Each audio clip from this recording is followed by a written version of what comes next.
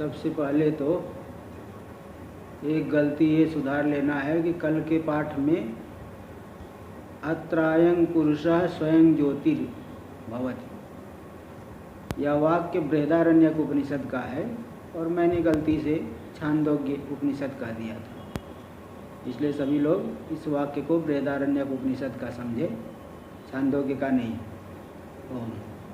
ओम भद्रं कर्णेभिः शृणुयाम देवाः भद्रं पश्येमाक्षभिर्यजत्राः स्थिरैरङ्गैस्तुष्टुवागुंसस्तनूभिर्व्यसेम देवहितं यदायुः स्वस्ति न इन्द्रो वृद्धश्रवाः स्वस्ति नः पूषा विश्ववेदाः स्वस्ति नस्तारक्षो अरिष्टनेमिः स्वस्ति नो बृहस्पतिर्दधातु।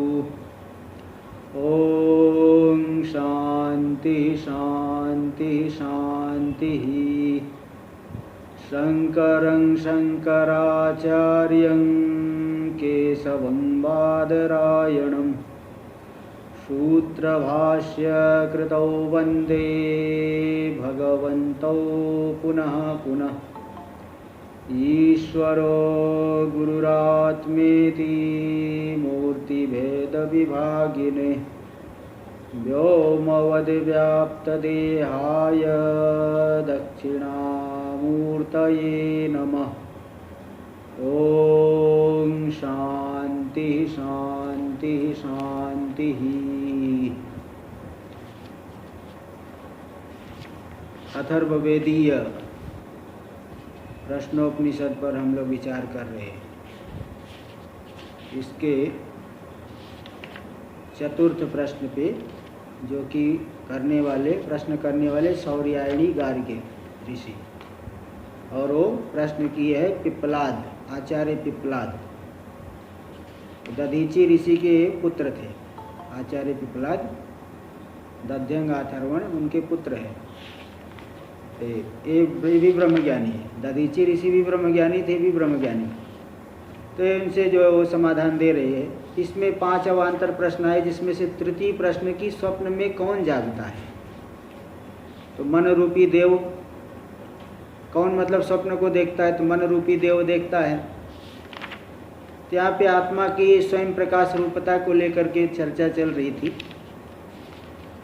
उसमें पूर्व पक्षी कहता है कि वो जो है वहाँ बताए थे कि अगर मन रूपी उपाधि होने मात्र से आत्मा स्वयं प्रकाश सिद्ध नहीं हो पाएगा, मन का अभाव होने से ही स्वयं प्रकाश सिद्ध हो पाएगा।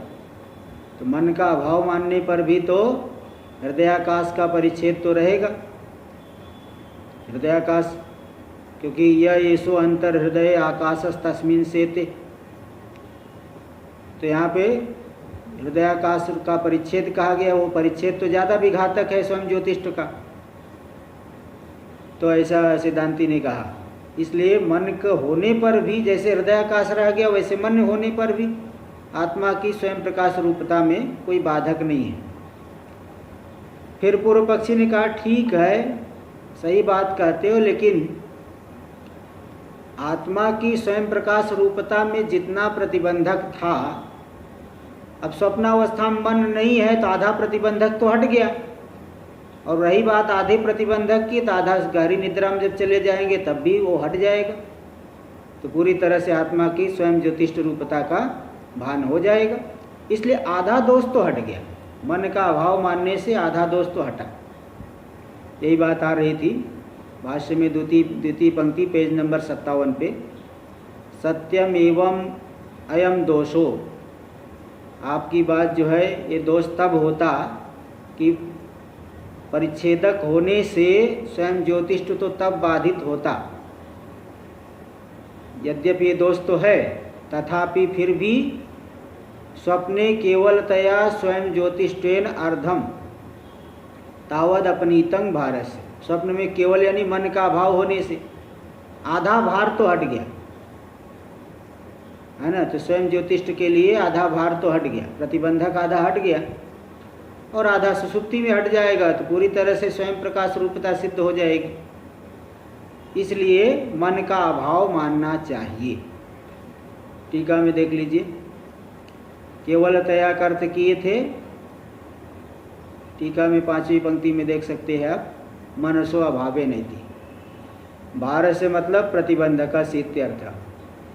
शेष बोधनम तो सुसुप्ते भविष्यति इति अभिप्राय। आधा स्वयं ज्योतिष्ठ का ज्ञान तो हो गया स्वप्न में, क्योंकि मन नहीं रहा, और बाकी जो उपाधि है वो सब भी सुसुप्ति में चली जाएगी, हट जाएगी। तो पूरी तरह से शेष बोधन आधे बाकी बचा हुआ स्वयं ज्योतिष्ठ का बोधन सुसुप्ति में हो जाएगा इति अभिप्राय। ऐसा पूर्व पक्षी कहना चाहता है। एवं तर्हि सुसुप्ते सर्वस्यापि अभावमाश्रित्य सम्यक बोधनम विवक्षणीय। तो मतलब आप ये कहना चाहते हैं कि सुसुप्ति में सभी का अभाव होता है, उस अभाव को आश्रय लेकर के स्वयं ज्योतिष्ठ का पूरी तरह से बोधन हो जाएगा, ऐसी आपकी विवक्षा है। न च तत्संभवति, कि पूरी तरह से अभाव, उपाधि का कोई भी उपाधि नहीं रहेगा, ऐसा तो संभव नहीं है, क्योंकि तत्रापि बहु प्रतिबंधक से विद्यमानत्वात्, उस सुसुप्ति में भी बहुत से प्रतिबंधक विद्यमान है, इसलिए वो आपकी मनोकामना पूरी नहीं हो पाएगी। भाई अगर कोई वस्तु सिद्ध करना है तो सब पूर्वापर देख करके जो है विचार करना पड़ता है। किसी एक श्रुति को लेकर के मनमाने कुछ भी अर्थ कर लो तो ऐसा जो है नहीं होता है। इसलिए ऋषियों ने देखो कितना विचार किया है। मीमांसा में बताओ कि 12 अध्याय, 4 अध्याय संकर्षण कांड, 16 अध्याय कुल मिला के है। 12 अध्याय मतलब मुख्य रूप से 12 अध्याय, 4 अध्याय देवता कांड। कितना विचार किया है। ब्रह्मसूत्र में देखिए कितना गंभीर विचार है। तो इसलिए ऐसा मनमाने अर्थ करने से नहीं आ पाता है। बहुत जो है जो मीमांसा के द्वारा परिशोधन करके, है ना, युक्तियों को लगा करके सब विचार करना पड़ता है और पूर्वापर के वाक्यों को देखना पड़ता है। अब एक वाक्य को पकड़ करके कुछ भी अर्थ करने लग जाओगे तो ठीक नहीं आएगा। ये तो बिल्कुल अंधेरे में तीर मारने के जैसा ही होता है। इसलिए सिद्धांति का राय नहीं, गहरी सुसुप्ति में भी नाना प्रकार के प्रतिबंधक विद्यमान है, इसलिए स्वयं ज्योतिष्ठ का बोधन नहीं हो पाएगा। इसी को दे रहे न तत्रापि, उस सुसुप्ति में भी देखो पूरी तति नाड़ी सुसेते, पूरी तत् में जा करके, पूरी तत् भी में जा करके नाड़ियों में सोता है। पूरी तत् नाड़ी में, पूरी तत् में जा करके वो नाड़ियों से संबद्ध रहता है, ऐसा वहाँ आया है। देखो टीका में दे रहे तत्रापि सुसुप्ते अपि, सुसुप्ति में भी पूरी तत् तो रहता है। आगे भाष्य में इति श्रुते है, ऐसी श्रुति होने से पूरी तति नाड़ी संबंधात, पूरी तत् में जो शयन कर रहा है पूरी तत् के माध्यम से, देखो 2 नंबर टिप्पणी देख लीजिए, अन्वय ठीक से किए हैं, नहीं तो मालूम नहीं पड़ता है। 2 नंबर टिप्पणी में दे दिए बढ़िया। पूरी तति नाड़ी संबंधात, पूरी तति शयानस्य, पूरी तत् द्वारा नाड़ी भी संबंधाद इत्यर्थ। पूरी तत् में जो सो गए हैं जीवात्मा, तो पूरी तत् नाड़ी के माध्यम से, पूरी तत् के माध्यम से अन्य नाड़ियों से संबंध होता है। तो देखिए यहाँ पे जो पूरी तत् का क्या है, पूरी तत् एक नाड़ी है जो हृदय का वेष्टन करती है, पूरे हृदय का वेष्टन, लपेटे हुए हृदय को, तो हृदय का वेष्टन करने वाली नाड़ी है पूरी तत्। चलिए देखिए। हाँ जी बोलिए। नाड़ियों का यहाँ पर लिखा है वो कहाँ पर है? शरीर को थोड़ा दिग्दर्शन कर पाएंगे क्या? थोड़ा क्या कर रहे हैं? पूरी तत् है वो कहाँ है? पूरी तत् कहाँ है? हृदय में कहाँ, मतलब छाती में? नहीं, हृदय का वेष्टन करने वाले है ना, हृदय जो है ना मांसपिंड, तो पूरा लपेट किए हुए हैं, उसको लपेट वेष्टन किए हुए है। हाँ, उसी पूरी तत् का, हाँ पूरी तत् नाड़ी, हृदय का वेष्टन करने वाली नाड़ी है पूरी तत्। कई जगह आता है टीकाओं में, भाष्य में कई टीकाओं में आता है, कई जगह है। हृदय का वेष्टन करने वाली नाड़ी है पुरीतत।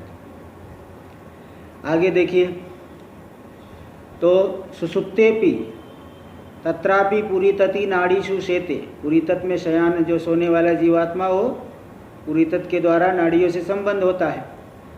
तो इति श्रुते है पूरी भाष्य में देखिए आगे, पुरीतति नाड़ी संबंधात, पुरीतत के माध्यम से नाड़ी के साथ संबंध होता है। इसलिए सभी का अभाव कहाँ हुआ? सुसुप्ति में भी, गहरी निद्रा में भी सभी का अभाव कहाँ हो गया? पुरीतत का है संबंध है, नाड़ियों का संबंध है।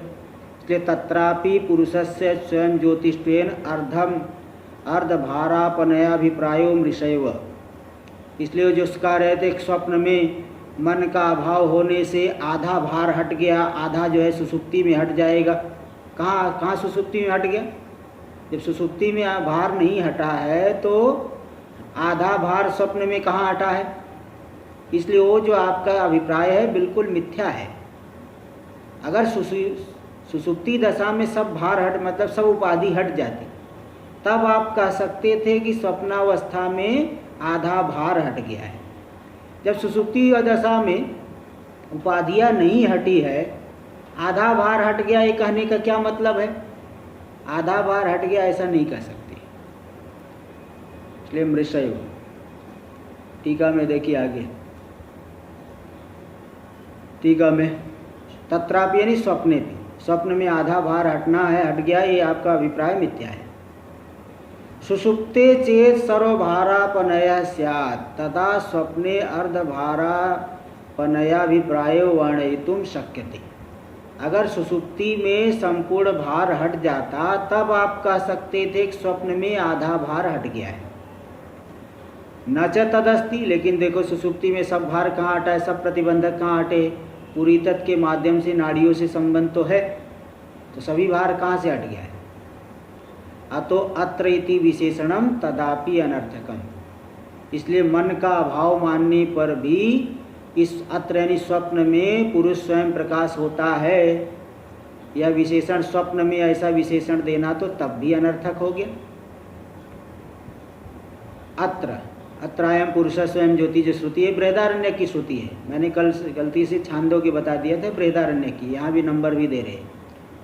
ये बृहदारण्य की श्रुति, अत्रायम पुरुष स्वयं ज्योतिर्भवत। राजा जनक और याज्ञवल्क्य जी का जो संवाद हुआ है, ज्योतिर्ब्राह्मण भी कहते हैं उसको, तो वहीं पे मंत्र आया है, तो देख लीजिए। तरी विशेषण से गतिर्वक्तव्य, बोले जब हमारी बात आपको नहीं जम रही है तो ये विशेषण की क्या गति होगी, मतलब कैसे अर्थ करोगे आप, क्या गति उसकी? इति द्वितीयम शंकते। देखो दो विकल्प किया था, विकल्प करके खंडन किया जाता है। पेज नंबर पिछले पेज पे यानी 56 पे नीचे से तीसरी पंक्ति में दो विकल्प दिखाए थे कि किम विशेषण बलात् मनसो अभाव सिसादेशिता उत विशेषण से गति मात्रम पृच्छते। अत्रायम पुरुष स्वयं ज्योति, स्वप्नावस्था में पुरुष स्वयं प्रकाश है, स्वप्नावस्था में विशेषण दिए। इस विशेषण से आप क्या कहना चाहते हो कि स्वप्नावस्था में मन का अभाव है इसलिए स्वयं प्रकाश है, तो मन का अभाव बताना चाहते हो कि विशेषण की गति पूछ रहे हो कि विशेषण देने का प्रयोजन क्या है? तो मन का अभाव तो नहीं कह सकते, पहला वाला पक्ष का विचार होकर के अब तक पूरा हो गया।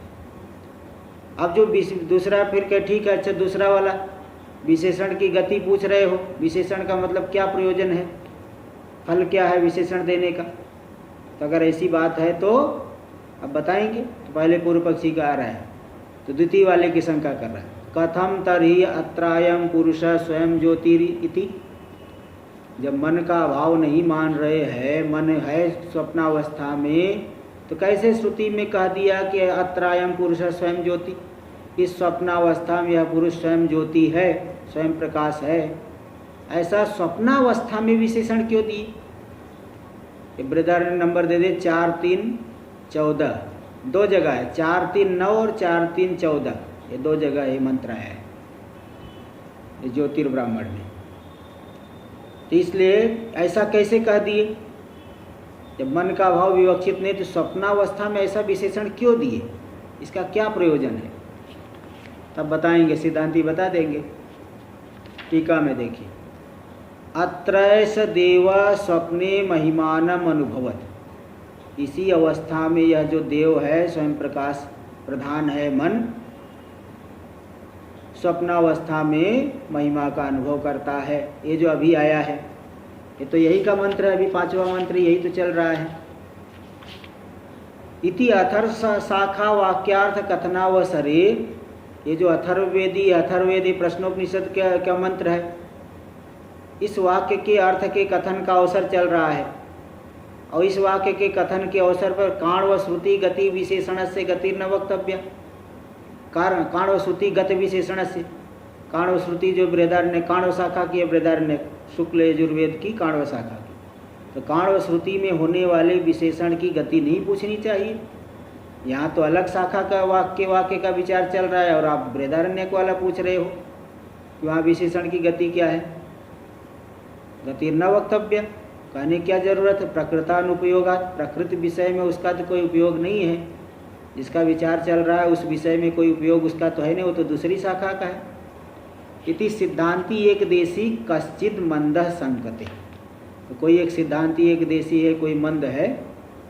मंद का अर्थ बताए थे को मतलब श्रद्धा तो है लेकिन बुद्धि में उतनी उत्कृष्टता नहीं है कि विचार करके जान ले। तो ऐसा कोई मंद जो है सिद्धांति एक देशी का तो थोड़े अंश को मानता है, थोड़े अंश को सिद्धांत को नहीं मानता है, तो एक देशी उसको कहते हैं। कुछ मानते कुछ नहीं मानते, तो उसको एक देशी कहते हैं। एक देश को जो स्वीकार करता है। जैसे कोई होते बोलते आपकी थोड़ी आधी बात तो मैं मानता हूँ लेकिन सब नहीं मानूंगा, तो ऐसा एक देशी वो मंद है, वो शंका कर रहा है। सिद्धांति तो उत्तर बताएगा ही, बीच में थोड़ा उसकी भी शंका आ जाए। देखिए भाष्य में, अन्य शाखात्वाद अनपेक्षा सा श्रुति रीति चेत, बोले वो जो अत्रायम पुरुष स्वयं ज्योतिर्भवत, ये जो मंत्र है ये तो काण्व शाखा का मंत्र है, शुक्ल यजुर्वेद का बृहदारण्य का है। और यहाँ चल रहा है अथर्ववेद की प्रश्नोपनिषद का वाक्य का विचार चल रहा है। तो यहाँ पे उस श्रुति की कोई अपेक्षा नहीं है, उसका अर्थ यहाँ बताने की कोई आवश्यकता नहीं। इति चेत, तो सिद्धांति कह रहा न, ऐसा मत कहो कि वो दूसरी शाखा का है। इसलिए भाई जब एक प्रकार की विद्या है तो वो जो पूर्वापर अन्य वाक्यों का भी लेना पड़ता है।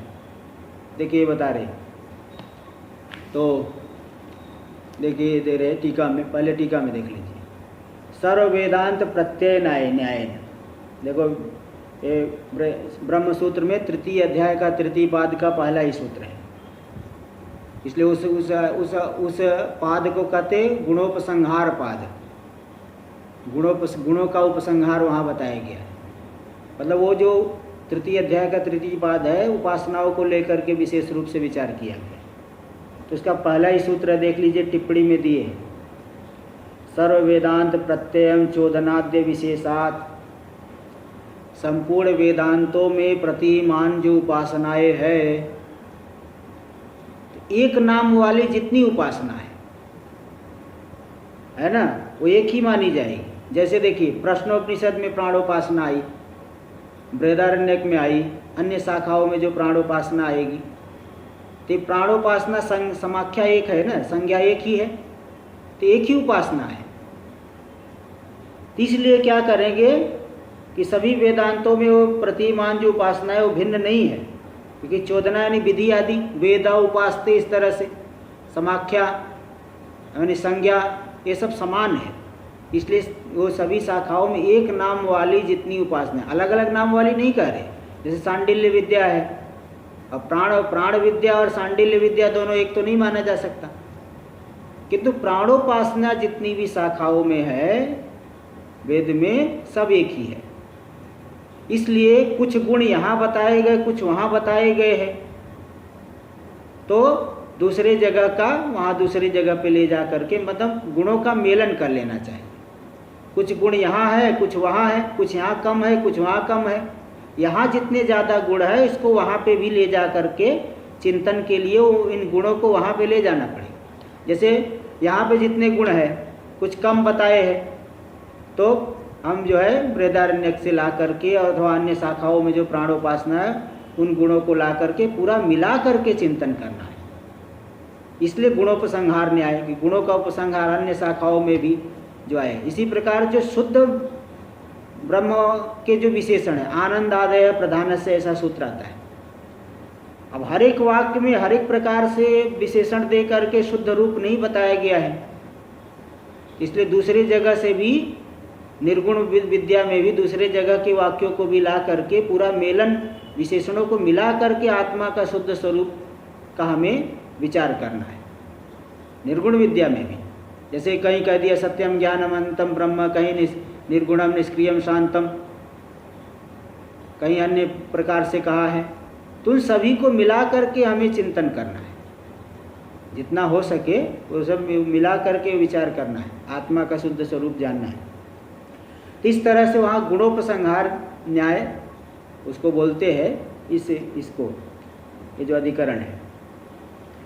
तो वहाँ पे देखो टिप्पणी में दे दिए सर्व वेदांत प्रत्ययम, मतलब प्रतीयमानानि उपासनानि न भिद्यन्ते। सभी वेदांतों में प्रतीत होने वाली जो एक नाम वाली उपासना है एक ही है, और अन्य नाम वाली सांडिल्य विद्या जहाँ कहीं भी होगी वो एक ही मानी जाएगी। एक हाँ भले अलग अलग शाखाओं में आई है।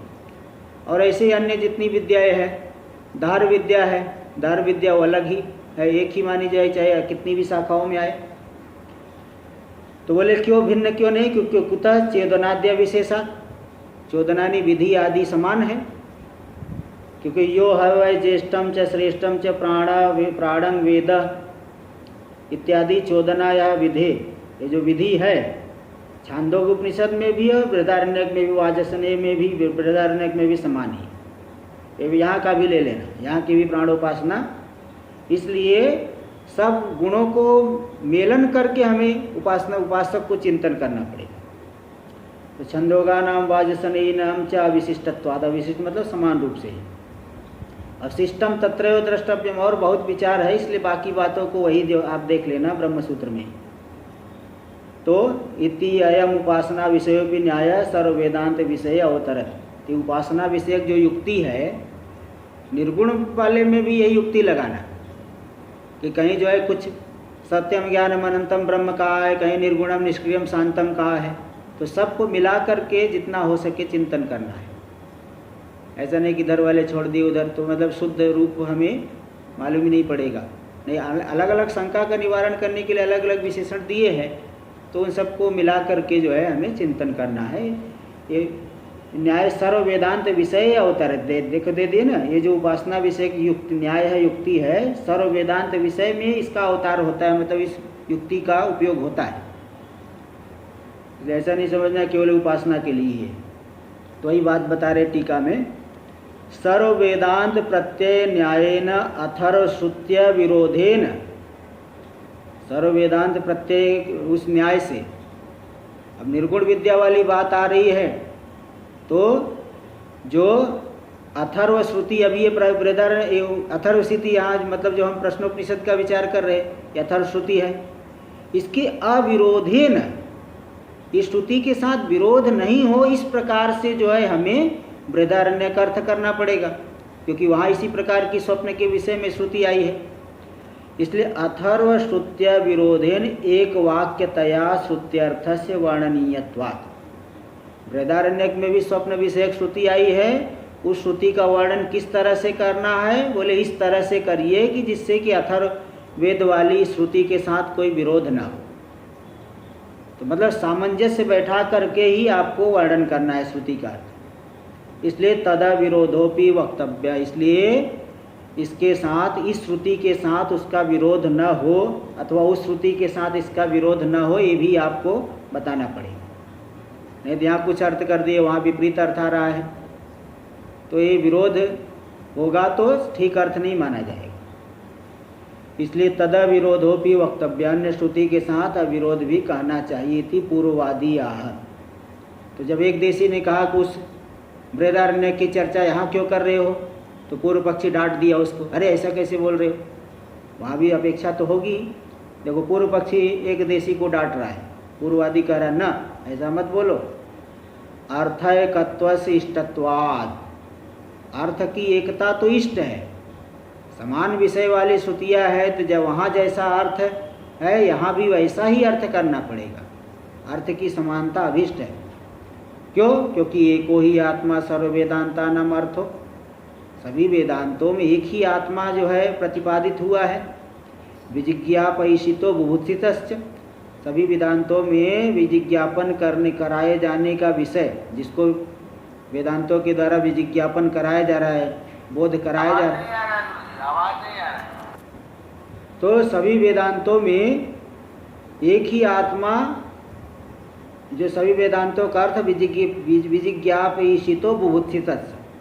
विजिज्ञापयिषित मतलब जिसको बोध कराया जाना अभिष्ट है, और बुभुत्सित यानी जो मुमुक्षु जानना चाहता है।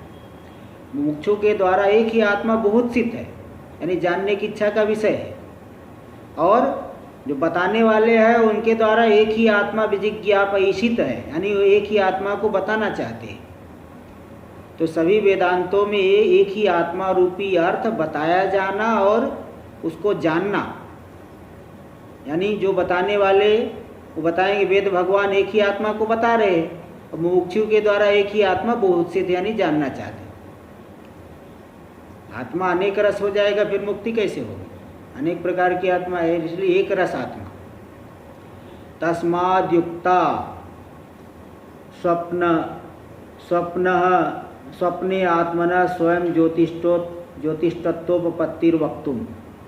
इसलिए स्वप्न में आत्मा के स्वयं ज्योतिष में जो उपपत्ति, जो युक्ति है, वह उसको बताना युक्त है, बताना ही चाहिए।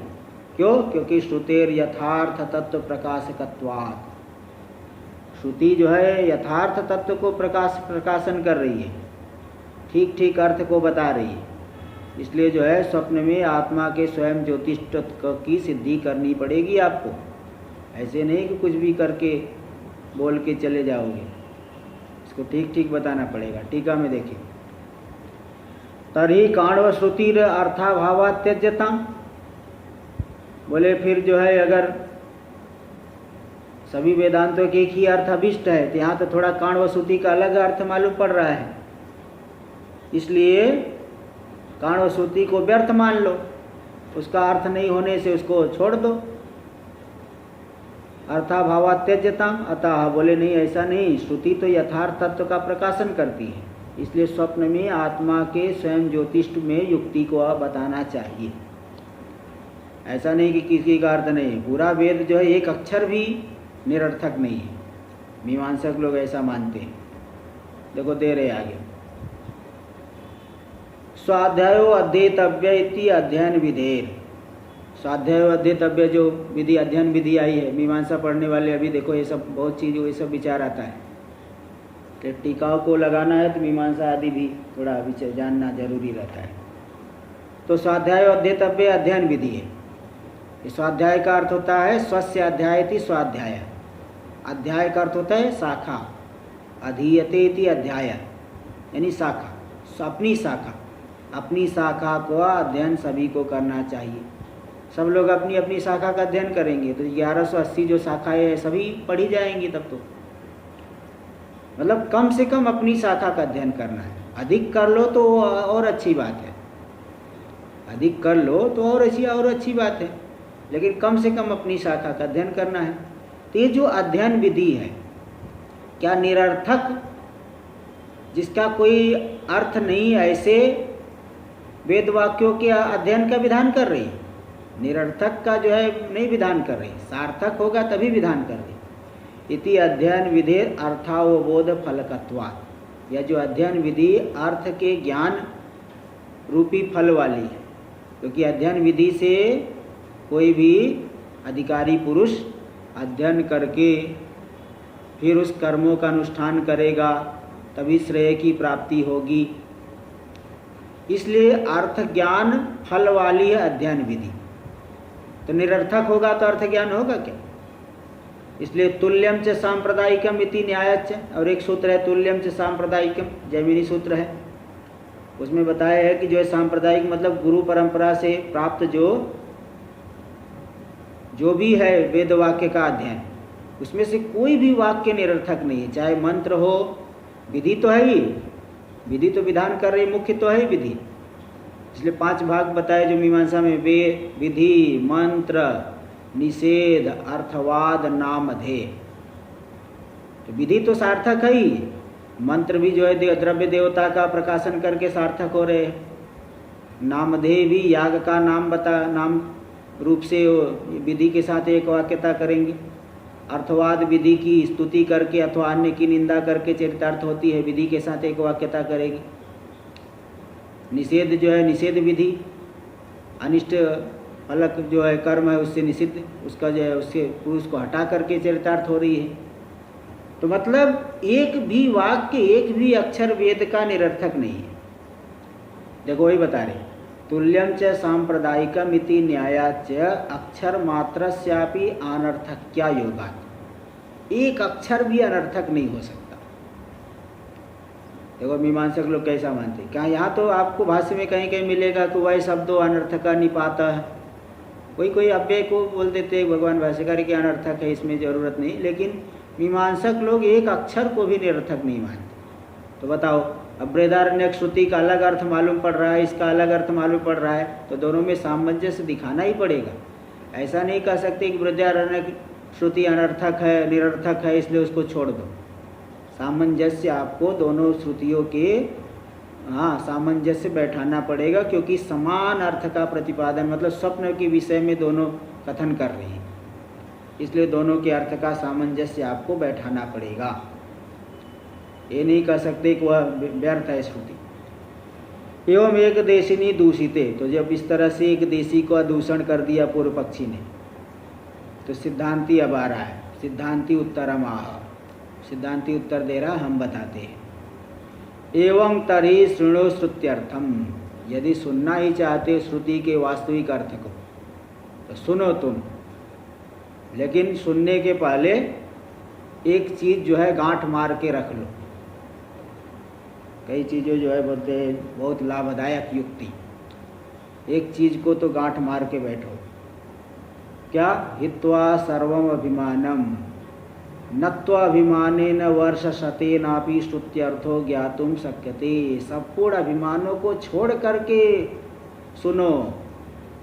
अभिमान अपना जो है, जैसे अभी आप लोग ही श्रवण कर रहे, अब कोई इधर उधर जो है कुतर्क करने लगे, अरे ऐसा कैसे होगा, थोड़ी बात तो आपको सही लग रही है, थोड़ी नहीं सही लग रही है, एक अद्वितीय कैसे होगा, एक अद्वितीय है तो कोई आदमी झगड़ा कर रहा है, कोई जो है घायल हो गया है।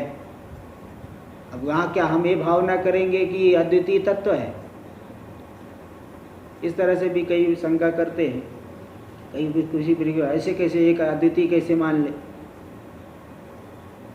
तो भाई देखिए, ये जो बातें आप बताते हो ये सब तो स्वप्न में भी ऐसे दिखाई पड़ता है। तो क्या स्वप्न में आप जागने के बाद सत्य मानते हो क्या? ये जो बता रहे हैं परमार्थ दशा में जब जागोगे तब उस चीज़ को अनुभव करोगे। व्यवहार में तो ऐसा नहीं कह रहे भूख लगे तो भोजन मत करो, ऐसा कभी कोई महात्मा आज तक तो बताया नहीं होगा कि, है ना, कोई महात्मा आज तक बता दिया हो कि भूख लगे तो भोजन मत करो, प्यास लगे पानी मत पियो। भाई व्यावहारिक सत्ता में कोई निषेध नहीं कर रहा है, लेकिन निषेध इसलिए किया जा रहा है मतलब परमार्थ में जागो, नहीं तो अनादिकालीन संसार जो चले आ रहा है, शरीर से शरीर की प्राप्ति, अनर्थ से अनर्थ की प्राप्ति, ये होती रहेगी। ये नहीं भूख लगे तो भोजन मत करो, ऐसा नहीं कह रहे। ये कह रहे कि परमार्थ में जागो, नहीं तो अनादिकालीन संसार निवृत्त नहीं होगा। और वो जो स्थिति बताई जा रही है अद्वितीय, तो जब आप उसमें निष्ठ हो जाएंगे तब आपको वो चीज़, वो बात का अनुभव आएगा। जैसे पहाड़ की चोटी पे जो व्यक्ति है उसको जो दृश्य दिख रहा है, आप नीचे खड़े हो, अरे उसको क्या दिखेगा क्या दिखेगा, ऐसे बोलने से नहीं होगा। आप उस जगह पे जब ऊंचाई पे जाओगे तो आपको दृश्य दिखाई पड़े। इसी प्रकार हमारी बुद्धि में जब उतनी उत्कृष्टता आएगी तब हमको रहस्य का ठीक ठीक अनुभव हो पाएगा। अभी तो आपको विश्वास करके ही साधना मार्ग में प्रवृत्त होना है। तो इसलिए बोल रहे सिद्धांती कह रहा है, देखो भाई, अगर तुम श्रुति के अर्थ को सुनना चाहते हो तो सुनो, लेकिन शर्त यही है कि सभी अभिमान को छोड़ करके। क्यों? क्योंकि न तो अभिमानेन वर्ष सतेनापि श्रुत्यर्थो ज्ञातुम शक्यते। अभिमान करके कोई 100 वर्ष में भी श्रुति के अर्थ को नहीं जान सकता। सर्वै पंडितै मन्ये पंडितं मन्ये, चाहे अपने आप को कितना भी बड़ा पंडित मानने वाला, वास्तव में पंडित तो है नहीं, कितना भी बड़ा पंडित मानने वाला हो तो भी अभिमान के द्वारा तो 100 वर्ष में भी श्रुति के अर्थ को नहीं जान सकता, 1-2 दिन की बात छोड़िए। इसलिए श्रुति के अर्थ को सुनना चाहते हो तो सभी जो है दुराग्रह को छोड़ करके, सभी जो मान्यताएं है आपकी, उसको एक तरफ रख करके शुद्ध बुद्धि से सुनना है। ऐसा वो पूर्व पक्षी सिद्धांती बोल रहा है पूर्व पक्षी को। टीका में देखिए, तरी आदावेव मुख्य श्रुत्यर्थम उच्यताम किम पूर्वोक्त रीत्या पक्षांतरा शंका तन निराकरणाभ्याम। बोले जब आपको श्रुति का ठीक ठीक अर्थ बताना है तो शुरू में ही बता देना चाहिए, तो इतनी लंबा शास्त्रार्थ करने के बाद बोल रहे अब सुनो अब सुनो, क्यों अब हमारा 2 घंटे खराब कर दिए, पहले ही बताना था। आदावेव आदि में ही मुख्य श्रुत्यर्थम उच्यताम, मुख्य श्रुत्यर्थ उच्यताम, तब तो आरंभ में मुख्य श्रुत्यर्थ का आना चाहिए। किम पूर्वोक्त रीत्या पक्षांतरा शंका तन निराकरणाभ्याम, पूर्वोक्त रीति से जो पूर्व पक्षी के मत को उठा करके फिर स्वप्न में मन नहीं होता है, फिर उसका निराकरण करके अब आके बता रहे हो, पहले यही बता देते तो ठीक था। इत्याशंक्य, ऐसी आशंका को उत्थापन करके सिद्धांती बता रहे देखो पहले अगर मैं बताता तो आप मानते ही नहीं। जैसे कोई आदमी जो है बहुत अकड़ू है, बहुत अकड़ू है, दूसरे के आगे झुकता नहीं, तो जब 2-4 बार ठोकर खाएगा तब जा कर के झुकना शुरू करेगा, और जब तक नहीं ठोकर खाया है तब तक झुकता नहीं। ऐसे ही है, ऐसे इसीलिए उनको ठोकर लगाना ही पड़ता है। बोले इत्याशंक्य, बोले हम इसलिए शास्त्रार्थ अभी तक किस लिए पूर्व पक्ष का निराकरण इसलिए किया गया कि पांडित्याभिमानवतो यथावद अर्थबोधे अनधिकारात्। जो पंडित तो नहीं है लेकिन अभिमान करके रखा है मैं बहुत बड़ा पंडित हूँ, ऐसे अभिमान वाले को यथावद अर्थ यानी बिल्कुल यथार्थ ठीक ठीक अर्थ के ज्ञान में अधिकार नहीं है, क्योंकि वो मानेगा ही नहीं। कई जगह आया है कि भाई बिल्कुल कुछ नहीं जानता है ऐसे व्यक्ति को भी ज्ञान तो हो सकता है, लेकिन जो अपने ज्ञानी बनने का ढोंग कर रहा है उसको कभी नहीं हो सकता, उसको ज्ञान कभी हो ही नहीं सकता। इसलिए पांडित्य के अभिमान वाले को ठीक ठीक अर्थ के बोध में कोई अधिकार तो बोल रहे कि यथावर्थ अर्थबोध में अधिकार नहीं। तो तस्य तद अभिमानावतार चिकीर्षया, तो जो अपने को बहुत बड़ा पंडित मान के रखा है ना, उसके अभिमान के अवतार है नीचे लाने के अवतार, जैसे सीढ़ी को अवतार कहते हैं, नीचे सीढ़ी से नीचे जाते हैं। तो जो पांडित्य के अभिमान वाला है उसके अभिमान का अवतार करने की, नीचे लाने की इच्छा से ही, चिकीर्षया कारण उसको नीचे लाना, अभिमान को कम करने की इच्छा से ही, तदे नाना पक्ष निराकृता, उस अपने आप को पंडित मानने वाले के नाना पक्षों के यहाँ निराकरण इसी दृष्टिकोण से किया गया। इति वक्तुम सर्वम अभिमानम निरस्य, ऐसा बताने के लिए ही कहा गया कि संपूर्ण अभिमान का निराश करके, है ना, यानी संपूर्ण अभिमान का हित्वा सर्वम अभिमानम, ऐसा आया ऊपर, यानी संपूर्ण अभिमान को छोड़ करके तुम सुनो, इत्यादि उत्तम इत्यादि कहा गया। स्वयं ज्योतिष्ठ श्रुतेर अनतिशंकनीयत्वात्, जो स्वयं ज्योतिष्ठ का प्रतिपादन करने वाली है वह अनतिशंकनीयत्वात्, वह शंका करने का विषय नहीं है। शंका, हाँ, उसके ऊपर शंका नहीं करनी चाहिए, क्योंकि तद बला स्वप्नाद हृदयाकाशादि सत्वेपि, क्योंकि जब कह रहे कि आत्मा स्वयं ज्योति है तो उसके बल से स्वप्न आदि में भले हृदयाकाश आदि है, हृदयाकाश है, गहरी निद्रा में पुरी तत् नाड़ी आदि है, वो सब होने पर भी उन सब के साथ संबंध की प्रतीति नहीं है। जैसे गहरी निद्रा में हमारा शरीर दूसरे को तो दिख रहा है, लेकिन हमें कोई संबंध मालूम पड़ रहा है क्या? हमें तो कोई संबंध नहीं मालूम पड़ रहा है। इसलिए स्वप्न आदि में हृदयाकाश आदि उपाधि होने पर भी तत्संबंध प्रतीत्यभावात्, इन उपाधियों के साथ कोई संबंध की प्रतीति नहीं है। इन उपाधियों के साथ क्या है संबंध है? अभिमान। जैसे जागृत अवस्था में संबंध क्या है शरीर आदि के साथ? अभिमान करके रखे हमें पुरुष है, मैं स्त्री हूँ। कोई स्त्री थोड़ी कहेगी मैं पुरुष हूँ, पुरुष नहीं कहेगा कि मैं स्त्री हूँ। अभिमान है ना, यही अभिमान, यही अभिमान रूपी संबंध है। तो जब सुषुप्ति में कोई अभिमान नहीं है, इसलिए कोई संबंध नहीं है। इसलिए भले कुछ उपाधि है, लेकिन उनके साथ संबंध की प्रतीति नहीं होने पर भी विद्यमानस्यापि अविद्यमान तुल्यत्वेन, विद्यमान भी अविद्यमान के समान हो गया, हो करके भी बिल्कुल नहीं है।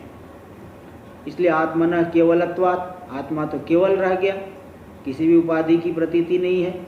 और प्रकाश दर्शनाच्च, प्रकाश तो देखा गया है, मैंने कुछ नहीं जाना, मैं बड़े सुखपूर्वक सोया, जान करके ही तो जागृत में बोलता है, तो प्रकाश तो है।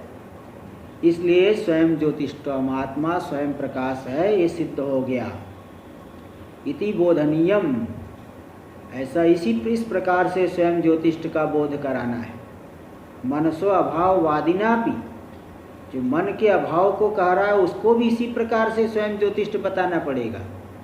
बिल्कुल उपाधि नहीं है ऐसा तो नहीं। श्रुति तो कह रही कि वहाँ हृदयाकाश है, पूरी तत् नाड़ी है, तो आप ऐसे अपलाप नहीं कर पाओगे। इसलिए यही मानना पड़ेगा उपाधि कुछ होने पर भी उसके साथ संबंध की प्रतीति नहीं है, कोई अभिमान नहीं है, फिर भी प्रकाश है, इसलिए स्वयं ज्योतिष्ठ मानना ही पड़ेगा। तो मन के अभाव को मानने वाले को भी ऐसा ही कहना पड़ेगा। तो वादिना अपि एवं मनसी सत्यपि, इसी प्रकार मन के होने पर भी, जब मन को मान रहे स्वप्नावस्था में, तो मन के होने पर भी तस्य वासनामय गज तुरगादि विषयतया परिणामात्, वह मन तो है किंतु मन वासना रूपी जो स्वप्न में दिख रहा है, हस्ती आदि जो भी कुछ भी दिख रहे स्वप्न में, वो कैसे दिख रहे? मन में संस्कार है, जो पहले के अनुभव से संस्कार है, उसी संस्कार के माध्यम से नाना प्रकार की विषयाकार का परिणाम हो गया है। इसलिए मन स्वप्नावस्था में होने पर भी वही दृश्य रूप से परिणत हो गया है। वासनामय जो संस्कार से दिखने वाले गज तुरग आदि, गज यानी हाथी, तुरग यानी घोड़ा आदि, उन भी आदि विषय रूप से परिणत है। मतलब जो जो भी हम स्वप्न देखते हैं तत्त रूप से वो मन का ही परिणाम हुआ है। इसलिए दृश्यत्वाच्च, इसलिए मन तो वहाँ दृश्य बना हुआ है, वो मन जो है वहाँ दृश्य बना हुआ है। इसलिए द्रष्टुस्ततो भेदेन विवेकतः श्रुत्या स्वप्रकाशत्वं बोध्यते, दृष्टा को उससे भिन्न करके विवेक करके इस श्रुति के द्वारा स्वप्रकाशत्वं बोध्यते, स्वयं प्रकाश रूपता आत्मा की यहाँ बताई जा रही त्याग। इस तरह से देखिए यहाँ तो कुल मिला के इस तरह से आप स्वयं ज्योतिष्ठ को बता सकते हैं कि वहाँ मन आदि होने पर भी किसी के साथ कोई संबंध नहीं है। और मन का जो है, जो स्वप्न आदि में गज तुरग आदि परिणाम हुआ है, वह मन दृश्य रूप से है और दृष्टा उससे अलग है। मन को दृष्टा नहीं कह सकते क्योंकि मन ही दृश्य रूप से परिणत हुआ है और दृष्टा उससे अलग है। इसलिए भेद करके विवेक करके, दृष्टा उससे भिन्न है, इस तरह से विवेक करके आत्मा की स्वयं प्रकाशता को, प्रकाश रूपता को बोधित कराया जा सकता है। इत्याह यथा। अब यहाँ से पाठ चलेगा कल। ओम भद्रं कर्णेभिः शृणुयाम देवाः, भद्रं पश्येमाक्षभिर्यजत्राः, स्थिरैरङ्गैस्तुष्टुवांसस्तनूभिर्व्यसेम देवहितं यदायुः। स्वस्ति न इन्द्रो वृद्धश्रवाः, स्वस्ति नः पूषा विश्ववेदाः। स्वस्ति नस्तारक्षो अरिष्टनेमिः स्वस्ति नो बृहस्पतिर्दधातु। ॐ शान्ति शान्ति शान्तिः। शङ्करं शङ्कराचार्यं केशवं बादरायणं सूत्रभाष्यकृतौ वन्दे भगवन्तौ पुनः पुनः। ईश्वरो गुरुरात्मेति मूर्तिभेदविभागिने व्योमवद्व्याप्तदेहाय दक्षिणामूर्तये नमः। ॐ शान्ति शान्ति शान्तिः।